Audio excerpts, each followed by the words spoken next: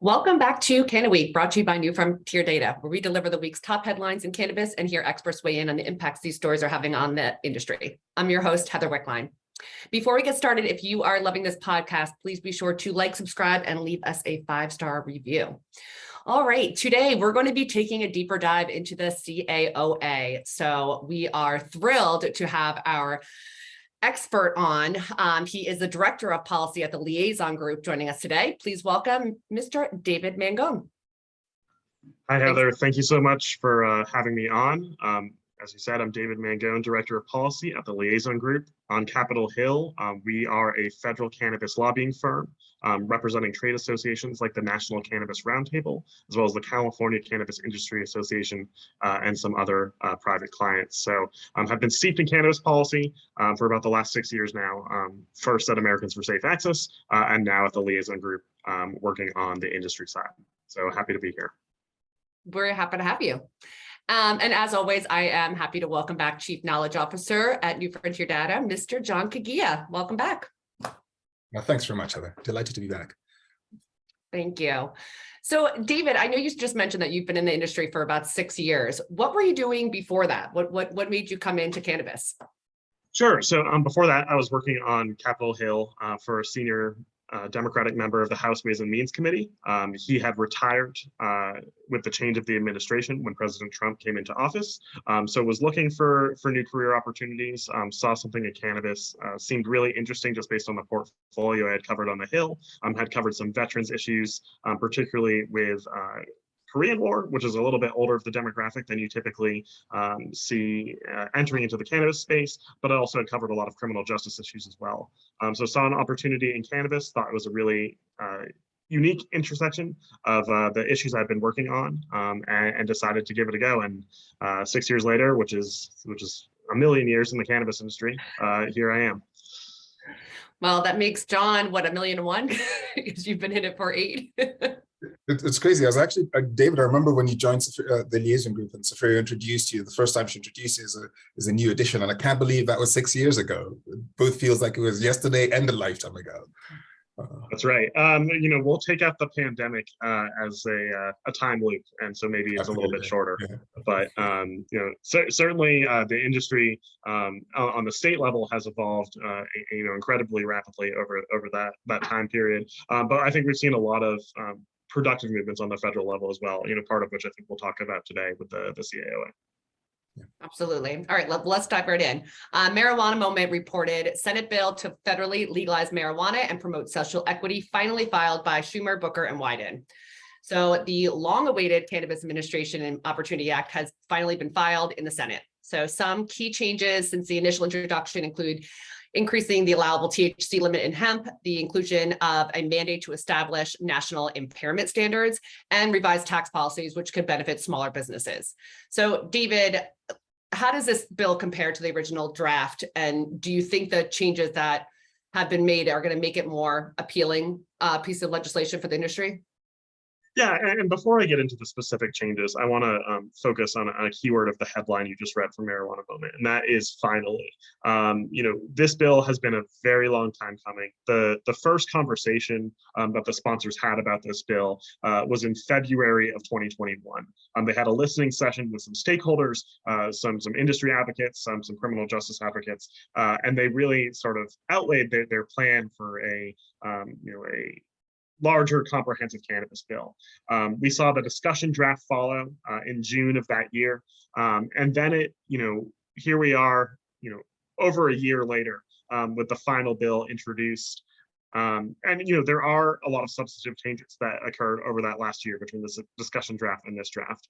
At least from a page number standpoint, the bill added about 150 pages worth of legislative content. Not all of that is necessarily deep substance. Some of it builds out on what type of study should happen, sets up some funding levels, but there are a number of changes that the authors made to this bill from stakeholder feedback. I believe the office has said that they got over 15,000 comments on their draft bill, of varying depth and detail. Some certainly just single sentence thoughts about particular provisions or some very detailed complex analyses in terms of tax structure, in terms of permitting within the FDA. So a couple of changes that I wanted to highlight between the discussion draft and the current draft is they build out a 22-member advisory commission within the FDA. It's called the Cannabis Products Advisory Commission. And I think this is an area where we're going to see perhaps the biggest impact on existing state programs. What this commission is tasked with doing is setting limitations on potency, on packaging, on dosing, on serving sizes. So everything that you are thinking about with the typical medical industry on the state level is something that would now fall within the purview of this FDA body. So on that commission, they do reserve some spots for some industry representatives, both from the social equity community and then the industry at large. I'm reserving spots for cultivators, processors, wholesalers, and retailers. But this commission, I think, really will be acting as a sub-agency within the FDA when it comes to cannabis products. I think we have an analogous agency with the Center for Tobacco Products that's also housed within the FDA. Certainly that sort of subset and subdivision is responsible for some of the education campaigns we see for with the Truth Initiative and looking at some of the advertising practices that the tobacco industry engages in. So I think that will be a very important body whenever it does get set up in the FDA. Other changes, as you mentioned, there is a definitional change for hemp, increasing the total dry weight of THC from 0.3% to 0.7% rather, total THC content.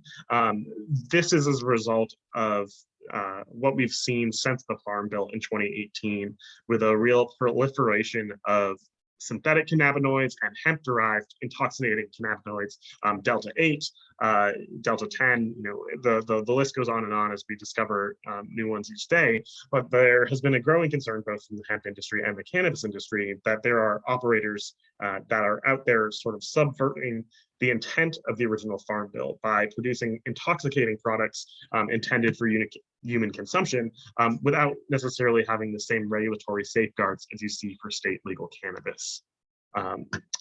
Other changes, again, there is a highway safety focus in this bill.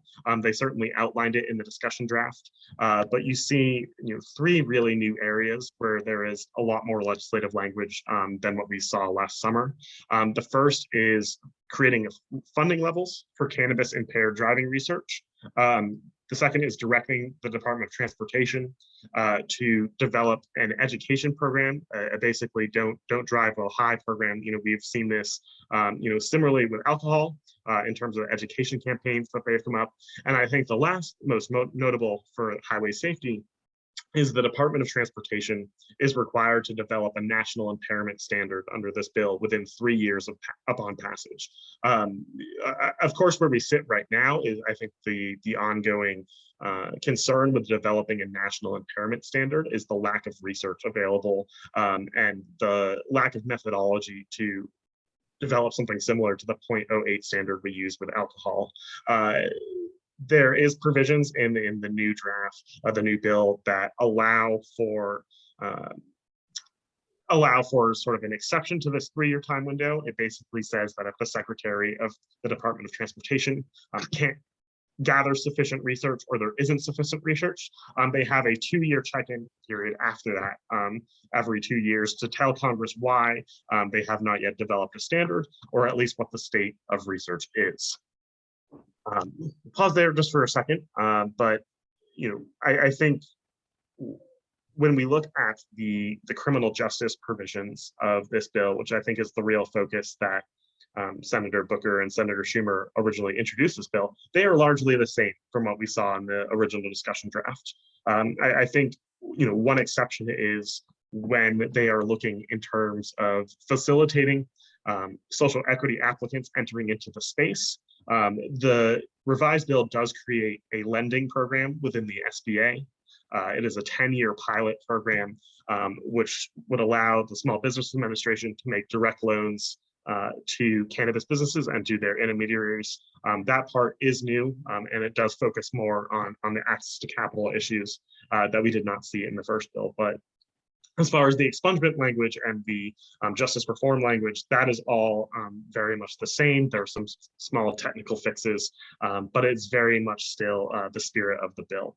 So I will stop there for some Well, no, questions. that was thorough. John, what did he miss? I know that your wheels are turning. No, David, that was brilliant. And maybe, maybe I'll approach it from a slightly different lens, which is less about what's in the bill and some of the potential implications based on the really elegant synopsis that David has given. So first is this idea of finally, and David, I love that you keyed on that piece, because this is potentially going to be a double-edged sword for the industry about, a cautionary tale on being careful what you wish for. Yes, it is still too early to talk about whether this thing is going to pass or not, and David, I'd love your take on that. But now we have something on the table that is going to serve as a framework for the conversation around federal policy for cannabis. And this is going to have huge implications for the state businesses, or the state level markets as we know them. The governance or the creation of an FDA body to govern cannabis products, one which I'm sure is going to draw a lot of lessons from our long history with alcohol and tobacco, and is going to be heavily influenced by both of those perspectives. Two, that is going to be looking at ways of normalizing all of the policies that have been developed at the state level. So they'll be looking at how things are being done currently at the state level. And three, one which is likely going to still be heavily influenced by stakeholders whose priority is going to be around minimizing harm, will likely mean that we're going to start seeing federal regulations that put far more constraints and constrictions on cannabis consumer products than we've seen at the state level. The idea of potency limits being a central anchor part of the mission of this group, and that's been a long-running debate at the state level. But broadly speaking, most states have said, if you can make them and you can sell them, then so be it. So you may have potency caps of, in terms of bounding, for example, with edibles, a single dose is 10 milligrams.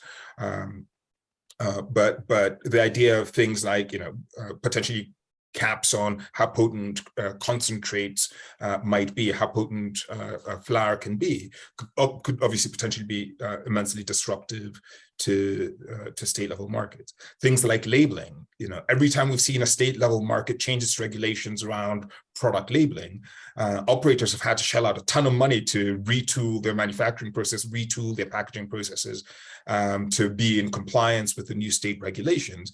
And it'll be interesting to see what the feds come out as the basic minimum requirements that the market's going to have to retool around. Those are going to be relatively short-term issues, but at a time that folks are capital constrained, I'm sure there's a lot of small and mid-sized operators who aren't particularly interested or excited about having to make sweeping changes to the branding, packaging at a critical time of building brand identity in this marketplace. And I would add, it's not just on the packaging front, but we'll see additional costs. Within this new development of CAOA, there's also language about the Occupational Safety and Health Act. So having your facility become OSHA compliant is going to be incredibly cost intensive if you're not already.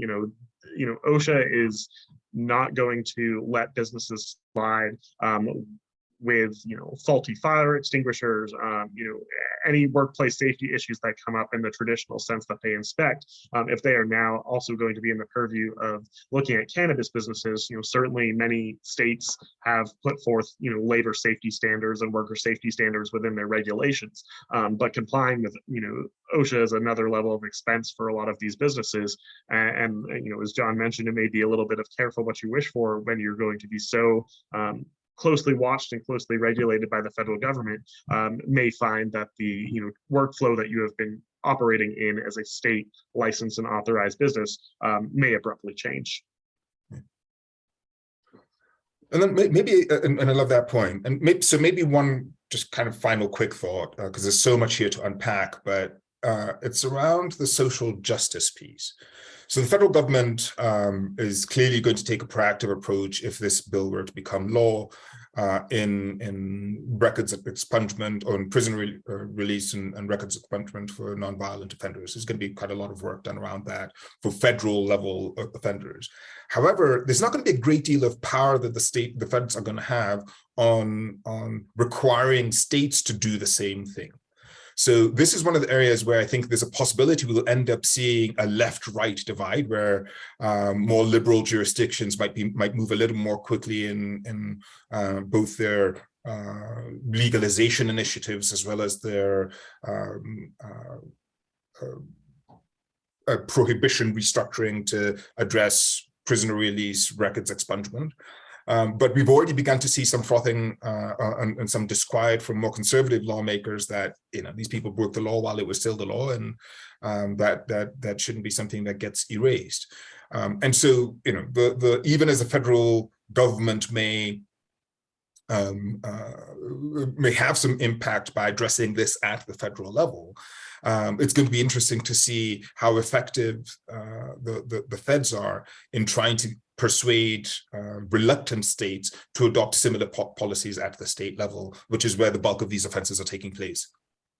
Yeah, and it is structured under this bill as a grant program, both through something called the Community Reinvestment Grant Program, as well as the Equitable Licensing Grant Program. And you know, this is the Department of Justice saying we're going to make money available for states that have made efforts to end some of the harms of the war on drugs, including expungement, but also including reentry services, job training, you know, making sure that there are low barriers to entry for new business applicants. But those grants are just grants. You know, they are not a mandate. They're not a directive. If there is a state that is going to be resistant to, you know, changing their cannabis laws, I don't think this is going to operate in the same way that, you know, the mandatory age of 21 for alcohol transpired. That is not actually a national age. It's incentivized through highway safety funding. Of course, it has become a national age because every state did not want to miss out on such a significant appropriation with their highway safety. But I'm not sure if that cannabis appropriation, at least for the first few years, will be significant enough to offset some conservative states in their interest to keep cannabis federally illegal.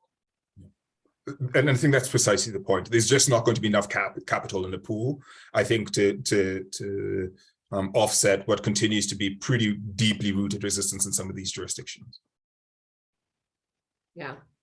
Well, David, from like the regulatory perspective, what sort of impact would CAOA have on the current regulatory frameworks in various states?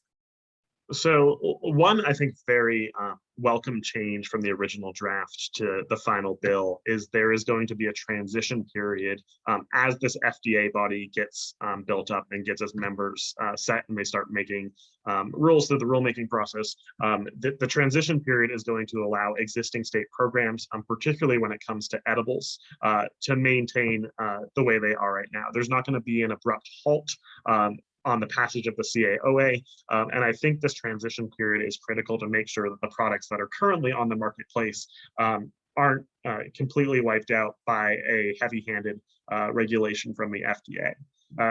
You know, that was something that was missing from the original bill, that transition period. There was no indication that there was going to be, you know, any sort of on-ramp for the existing industry to adapt to federal regulations. So I think that is welcome. Where I see a problem already brewing with the way the CAOA presents regulation is it still doesn't clearly define a distinction between medical cannabis and adult use cannabis.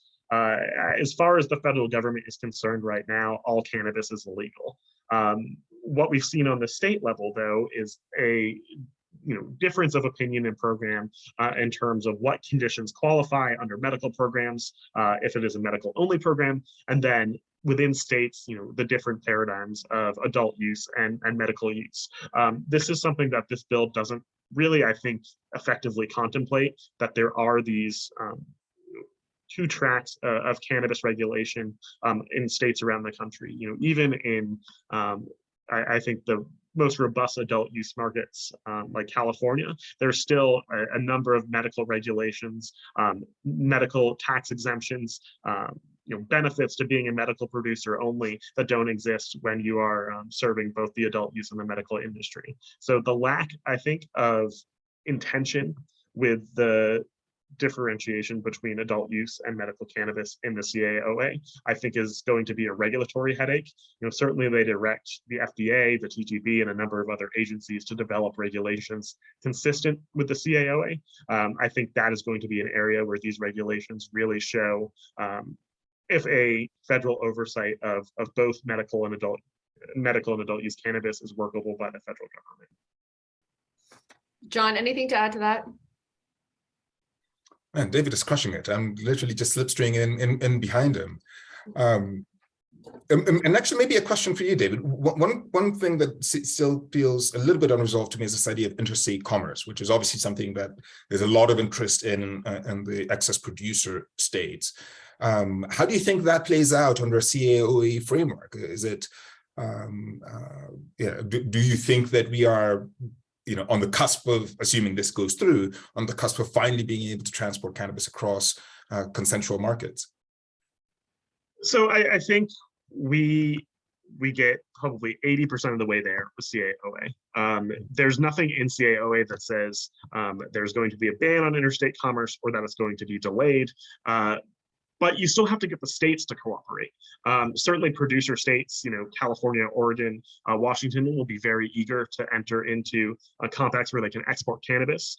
There's a bill in New Jersey right now being led by the Senate president that is setting up a sort of tri-state area cannabis compact with New York, Connecticut. But you're going to have a lot of states, particularly in the Midwest and likely on the East Coast, who are going to be very resistant to letting cannabis from other states come into their borders. They were sold these programs saying that there'd be good tax revenue for the state, there'd be good job creation for the state, and allowing a external marketplace to come in and sort of pull out the rug from under some of these less established marketplaces. I think there's going to be some resistance in these state houses and these governor's offices. And that's not even talking about how brands have just established themselves, East Coast brands, West Coast brands. Certainly in New York right now, it is relatively easy to find a unlicensed vendor saying that they have the finest California product. I think that will certainly change once the state's marketplace is fully operational.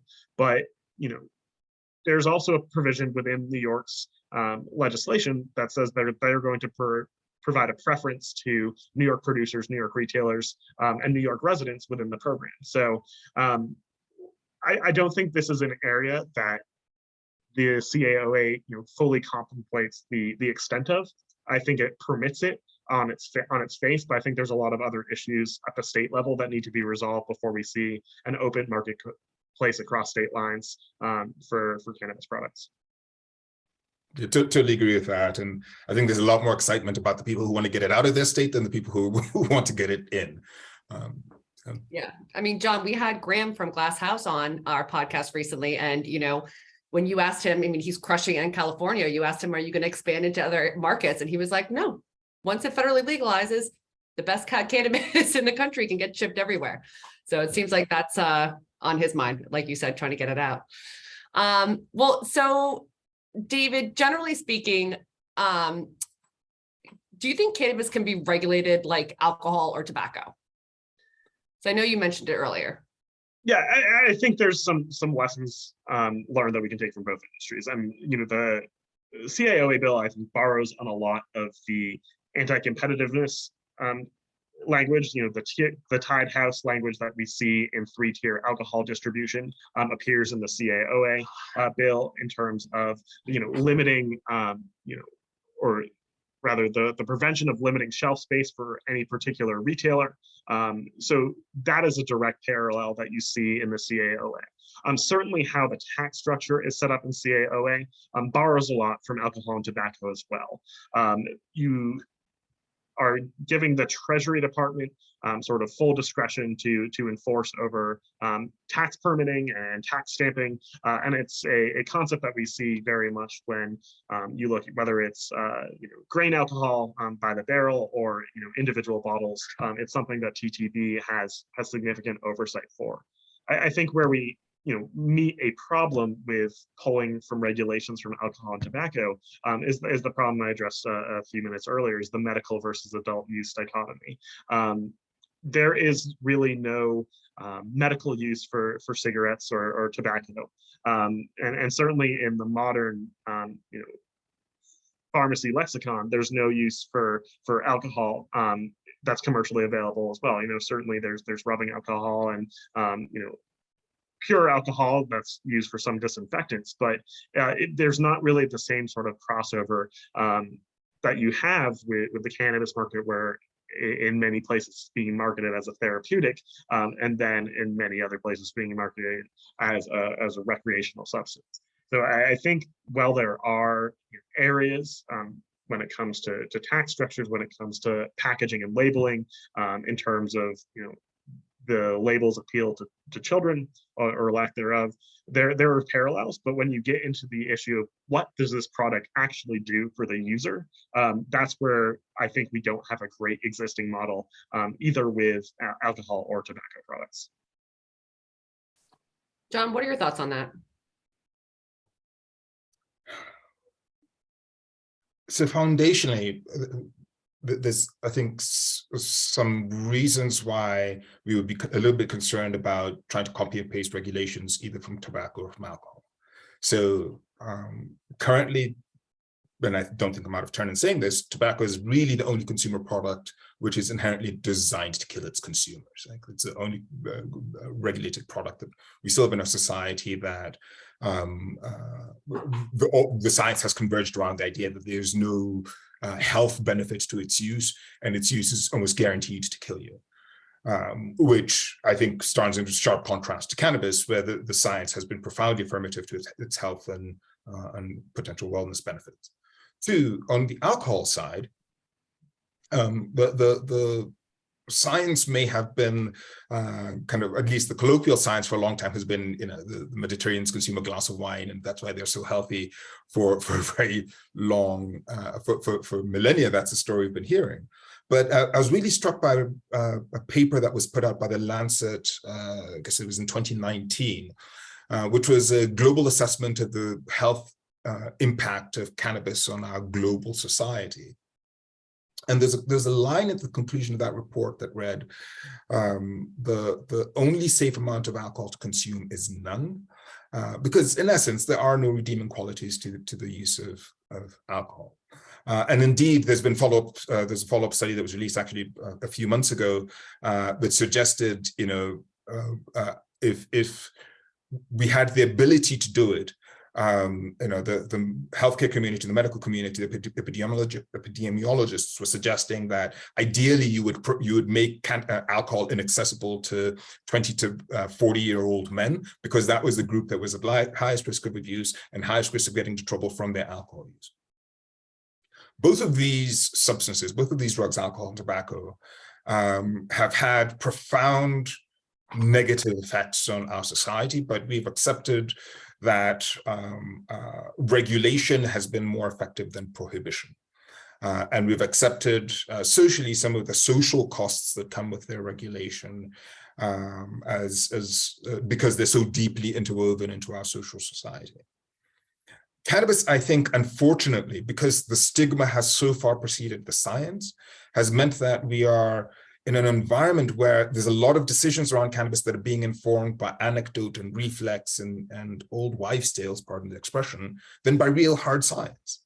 And part of the opportunity that we see here is, with the march toward federal regulation, is deep investment in sound, solid research that's not just looking for the harms, but looking for the potential benefits, and ready investment to capitalize on the potential therapeutic benefits of cannabis. Because if cannabis, if 93% of the consumers we survey say that their use of cannabis has significantly or slightly improved their health outcomes, Those are numbers that we cannot ignore, nor should we allow our concern about potential deleterious effects to some part of the population impede the progress toward significant investment in trying to understand how to harness the potentially profound therapeutic outcomes that cannabis can make possible. So, I don't mean to suggest in saying all of that, that cannabis is purely safe. Clearly, there's some subsectors of consumers who face both psychological and physiological challenges if they consume or overconsume. But I think it would be a grave mistake to copy and paste regulations from either alcohol or tobacco to try and govern cannabis, because there's something about the way cannabis interacts with human psychology and human physiology that seems to improve one's health outcomes. And I think at a time that so many people around the world, not just in the US, are seeking non-habit forming, non-addictive, non-side effect inducing therapeutics, cannabis seems to check a lot of the box for applications that are untapped and could have profound effect on improving human wellness. Yeah, absolutely. Well, David, how would you judge the bill's chances of success in the Senate? So I think despite these improvements, it's still a bill that, it was described as the gold standard by Senator Booker. And I think what we have seen this Congress is Democrats putting out a bill that is their gold standard is not ultimately what gets passed through a very tight margin, but having only 50 votes. They put out, and I'll use the Inflation Reduction Act that just was signed into law as the most recent example. That is a far cry from the original plan of Build Back Better that they had introduced in terms of a lot of the climate and healthcare provisions that they wanted to get accomplished. So starting with the CAOA as the gold standard, at least in this political climate, makes me feel that it would have to be significantly changed, scaled down, compromised on to actually get it to the president's desk. I think the perception by the American public is Democrats have a majority in both chambers of Congress right now. Having 50 votes with the vice president being the tie-breaking vote is a far cry from having a true majority. Most pieces of legislation in the Senate, unless they use very specific policy tools like reconciliation, need 60 votes, and getting 10 Republicans on board with something this sweeping and this comprehensive seems incredibly unlikely. That's not to mention that there has already been resistance to the idea of federal legalization within the Democratic Party. Senator John Tester from Montana is on record saying that he doesn't support full legalization, as is Senator Jeanne Shaheen from New Hampshire. And having even just one Democrat be a no vote on the CAOA, greatly hurts its chances. I don't see a scenario where, even if you look at the states that are traditionally red states that have legal cannabis, whether medical or adult use, I have a hard time coming up with 10 senators, even from those states, who would vote yes on such a sweeping bill. You may have the support of someone like Senator Murkowski from Alaska, who has been very outspoken on cannabis issues because it's been the will of her voters. You may have somebody like Senator Paul from a libertarian standpoint, interested in some of the personal freedom aspects of cannabis use. But looking at the size and scope of this bill, it just seems very unlikely that it, in its current form, would be able to get to the president's desk.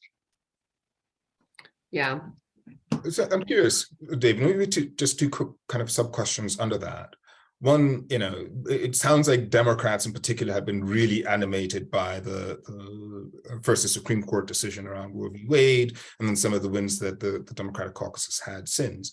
Do you see the shifting political climate, some of this building energy that certainly has been on the Democratic side, playing any role in the conversation around cannabis, even if it's not specifically around this bill? And then two, if not this, does the fact that this gets rejected increase the interest in or likelihood of something more narrowly targeted, safe banking, getting through in this coming cycle? Yeah, and I'll start. I'll start with the first question, and that it could potentially build support. As we go into the elections for the Democratic Party. Uh, Sure, but most of the conversations have centered around a idea that cannabis reform is going to happen in a lame duck Congress after the election has taken place. And I think this is largely because although this issue is incredibly popular with the average American voter, medical is polling at 91%.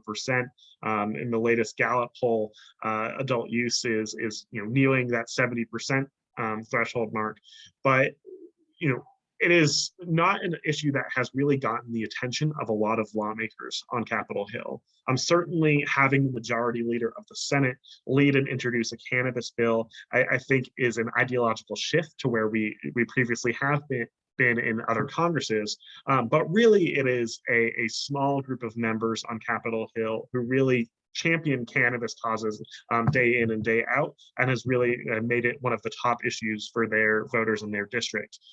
There are so many other issues that I suspect that the Democratic Congress, as well as the administration, would like to act on in the very narrow window between now and Election Day. Including things like revisiting student debt, looking at Medicare drug pricing, that they see as bigger issues that maybe cannabis would win them a couple of thousand votes, but wouldn't get the hundred of thousands of votes that they perceive that some of these other issues may. As far as the second question in terms of whether this leads to something on a smaller scale, I think we're already seeing the results of that. So at the end of July, the Senate had a hearing for the first time about changing the federal status of cannabis. It was called decriminalizing cannabis at the federal level, steps we need to remediate the war on drugs. I may be paraphrasing that. But throughout that hearing, a narrative sort of emerged that small steps may not be the worst plan for cannabis reform, whether that's dealing with expungements at the federal level. Near the end of the hearing, safe banking came up a few days after the hearing. Senator Booker said, the gold standard quote, he's like, well, CAOA is the gold standard.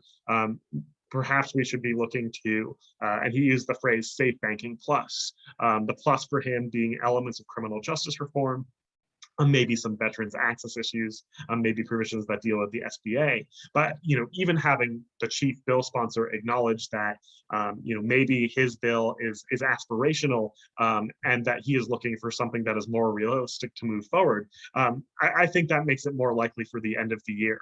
You look at the fact that the House has already included the safe banking language in their National Defense Authorization Act.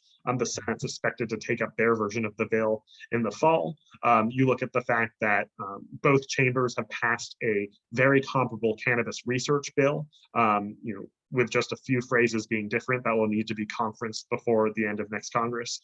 And you look at the support for some of these smaller, more incremental reforms, it seems far more likely, from at least a prediction standpoint, that a scaled down bill that maybe has elements of the CAOA, that has elements of safe banking, and then elements of some of these other proposals, maybe the more realistic pathway before a potential change in power pending the election results in November. Wow. Well, David, as you remember, we hosted a very long 4-hour panel on the CAOA back in November. We had the pleasure of having you on for the FDA. So we basically covered all the topics that were in that session, except for one who I believe Safira Galoob was, we had the honor of her having moderating the session on international trade. So wanted to touch on that and how that plays into this, this current bill that's out there. So John or David, you can jump in. Well, so yeah, within some of the tax sections, there's provisions about fair trade, and I think the office has got a lot of comments dealing with that some of the fair trade language within that bill may have an adverse impact on some of the state social equity programs.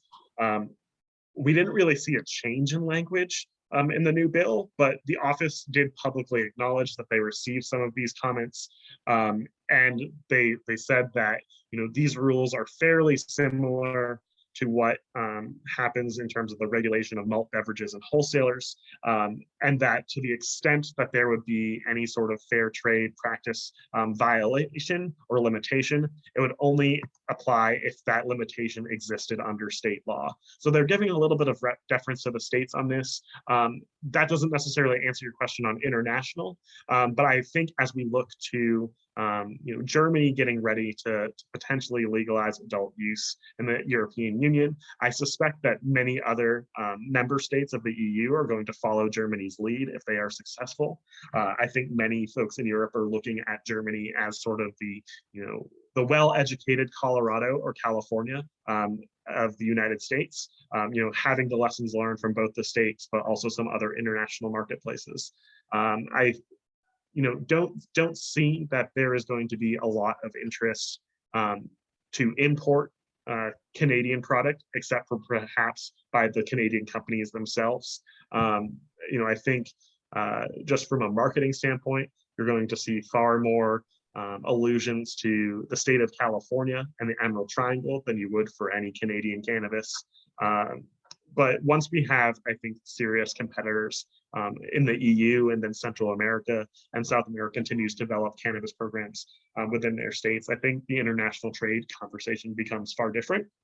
But I don't know if we are quite there yet. I know the most recent cycle of the UN's meeting on narcotic drugs really resulted in no true policy changes for the global cannabis community.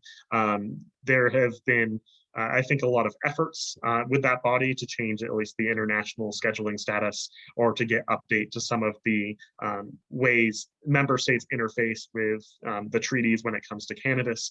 But we haven't seen any real changes. We've seen a small recommendation a few years ago to move cannabis out of Schedule 4 internationally, which was the most restrictive schedule according to the treaties, but no real effort to make it widely commercially available.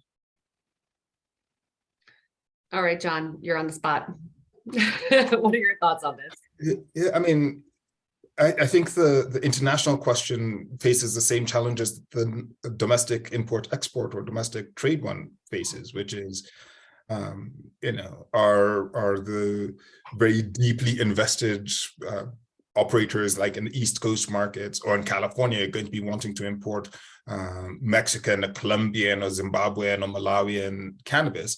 When on the Pacific states, they're sitting on more inventory that they can sell domestically, and in the Eastern Coast markets, the operators have invested a huge amounts of money to get operational, but haven't yet recouped that investment.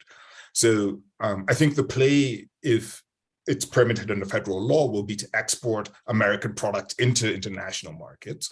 That's something that we haven't seen a lot of yet. And I think that's, there's going to be a lot of interest in particularly strong branded cannabis from famous American markets. The Emerald Triangle, I think, is going to do really well in places in Europe with savvy cannabis consumers. But the logistics of that are going to be pretty complicated. We've seen some interstate commerce already begin in places like, actually was speaking to somebody who's just done the first export of cannabis from Malta into Germany. So it's starting, but we are a pretty long way away from the European market looking anywhere close to the size, scale, and sophistication that we see in North America. The quantities being imported are going to be pretty small. And we certainly would not be advising any American producers to think they're going to build their fortunes selling into Europe over the immediate term. Those markets are still profoundly immature. The regulations are going to be pretty murky for a while, and they're going to be phenomenally competitive because we know that producers in Latin America, in Canada, and in parts of Asia and in Southern Africa are all planning on exporting to those markets. So it's a pretty crowded space with pretty limited demand. And I think it's going to be several more years before those markets have the capacity to absorb the volume of product that's being produced to target them. Nice. Well, David, any kind of predictions or can look into your crystal ball about thoughts about federal cannabis policy in the next year or two? Yeah, and so I think every election cycle we have changes the cannabis narrative in the right direction. Looking at this fall, we're going to have Maryland, Missouri, Arkansas, North and South Dakota all voting on adult use cannabis. While that may not immediately change their elected officials' position, having a new constituency that is voicing, concerns of the industry and voicing concerns of the consumer has been traditionally helpful. You look at someone like Senator Kevin Cramer from North Dakota. He was very anti-cannabis before his state originally voted for medical, then ultimately joined on safe banking, was vocal on some appropriations amendments, and basically said, this was the will of my voters. I don't necessarily support it, but this is what my state has moved forward with. So I think you see that shift, particularly with some Republican members, and I think the race in Missouri is particularly notable. Senator Blunt, who is on his way out retiring, he's a co-sponsor of safe banking. He's been pretty vocal about the growth of that industry in that state. So it should be interesting to see if his replacement picks up that mantle for a growing industry in that state. So I think anytime that we have initiatives on an election cycle, it's impactful. And then even more so for on the specific candidate level, you look to somebody like John Fetterman in Pennsylvania, who has really taken the issue of cannabis legalization in full stride. He has made it part of his campaign platform. He has fundraised off of it. He has sold 420 stickers, Fetterman for Pottsylvania.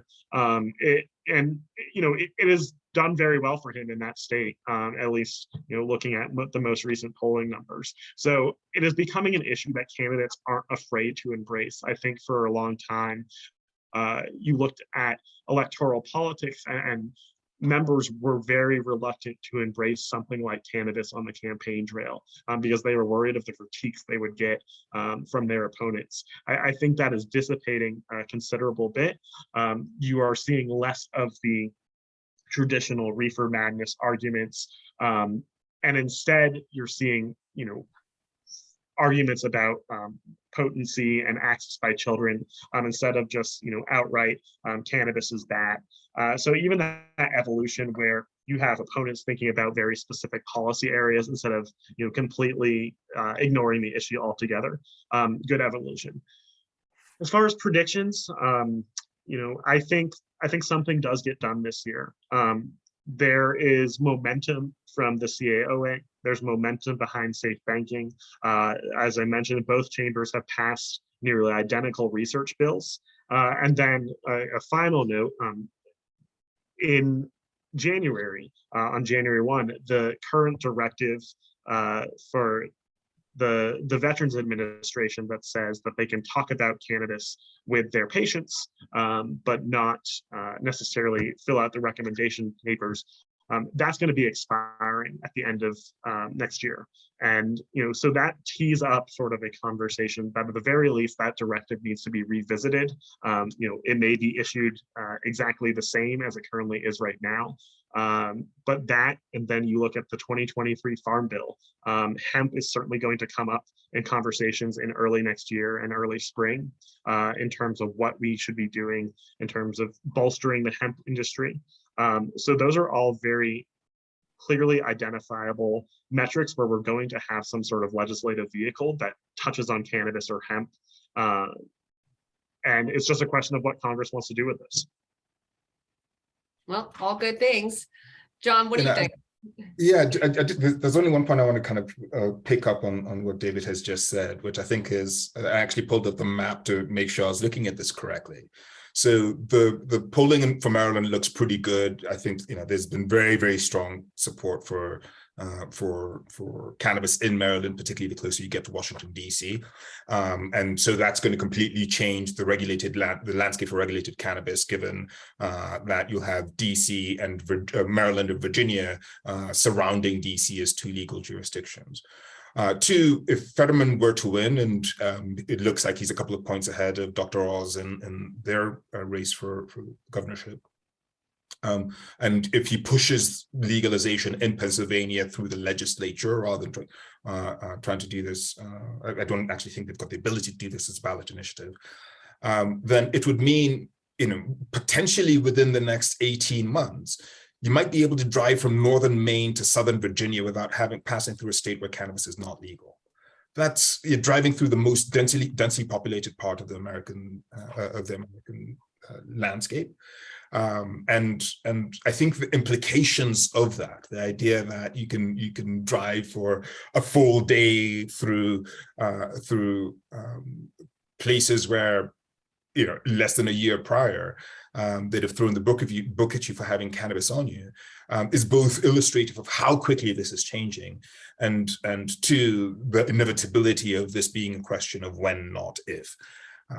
So somebody who was a long-time Virginian, the thought of being able to do that kind of road trip is kind of mind-blowing, but we seem to be lurching toward then doing so at pace. Amazing. Well, David, before we wrap, we give our guests the opportunity to give a shout out to someone in the industry. So the floor is yours. No one's specific, but certainly all of the staffers on Capitol Hill who are working on cannabis issues. It is no one's primary portfolio.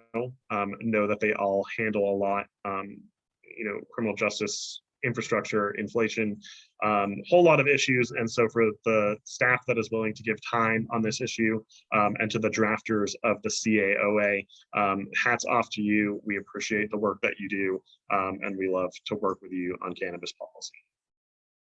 Amazing. Well, thank you guys both so much for your time. Thank you to our listeners.